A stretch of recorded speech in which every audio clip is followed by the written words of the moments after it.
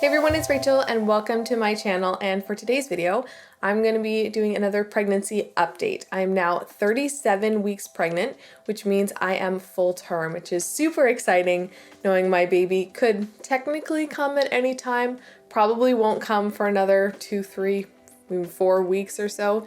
But super excited to be getting to meet my baby soon for the first time. So now my baby is about the size of a Swiss chard, which is something I actually had to look up because I've never actually heard of that before. But it's about that size. If you don't know what it is, you can go look it up. It's kind of like a leafy, it almost looks like rhubarb, kind of. I don't really know what the difference is or what it is exactly, but to me it looked like rhubarb.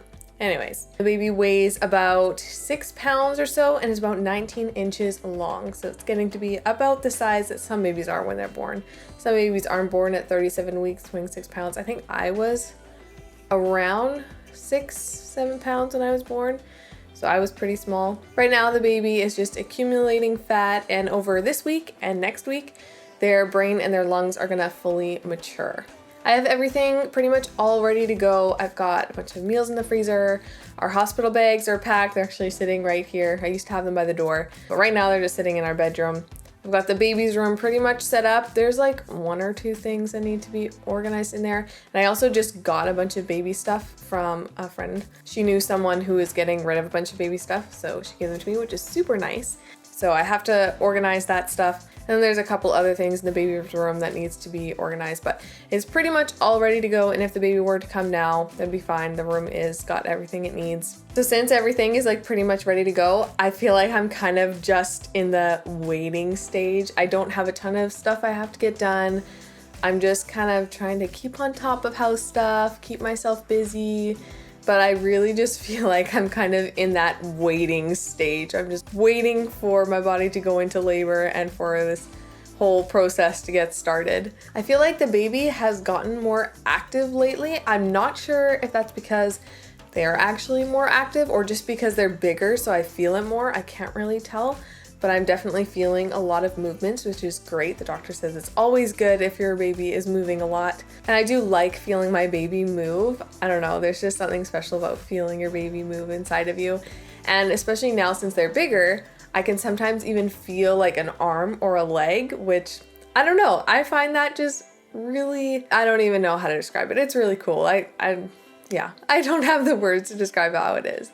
But just being actually able to feel their limbs and not just this big blob, you know, you feel an actual little human inside. It's just really special. I am definitely less comfortable than I used to be, but it's still not terrible. I know some women in the last few weeks of their pregnancy, they get really uncomfortable and are just like dying for the baby to just come out.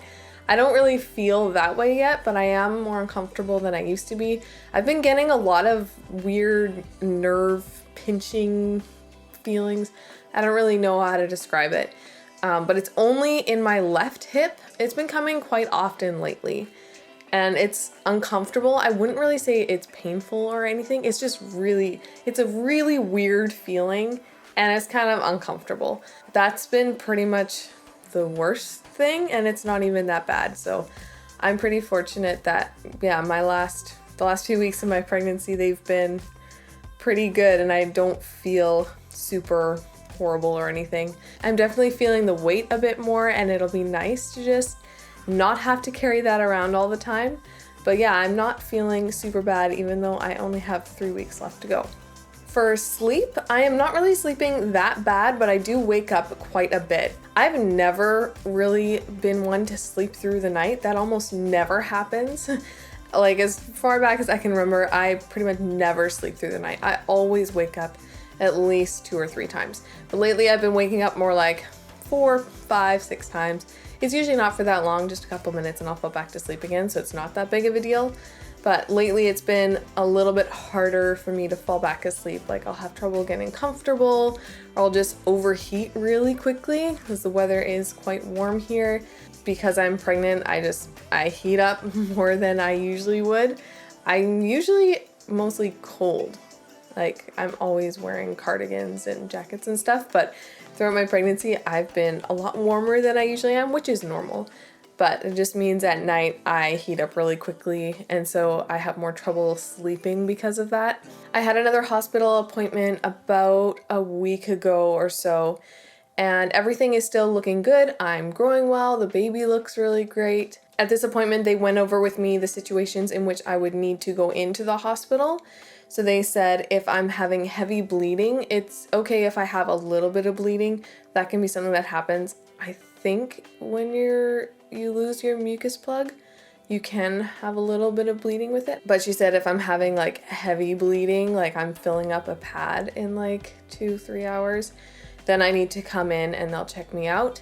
Also, if I'm not feeling the baby move, when I went in a few weeks ago, or maybe like a month ago or so, they gave me a sheet to track fetal movement. They didn't really say like, oh, this is something you need to be doing every day. They were just kind of like, oh, this is some information.